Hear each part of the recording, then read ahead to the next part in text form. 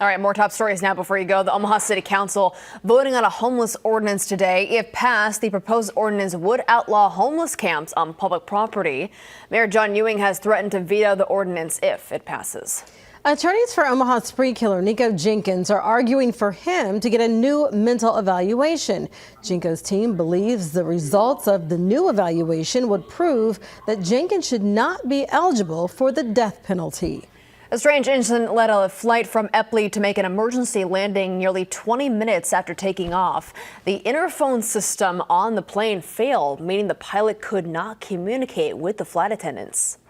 Back to that breaking news before you go. European leaders are accusing Russian President Vladimir Putin of stalling for time in diplomatic efforts.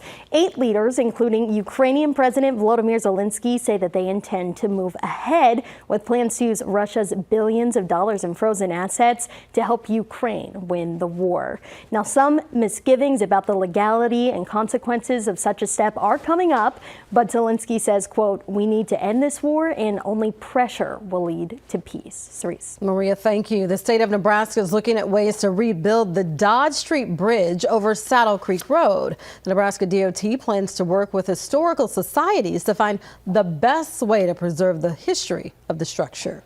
New federal guidelines remove SNAP eligibility for refugees as well as those granted asylum. Other changes include expanded work requirements for able-bodied adults. Friday night is the deadline for voters in Valley to ask for a replacement ballot for the upcoming recall election. It's also the last day for voter registration.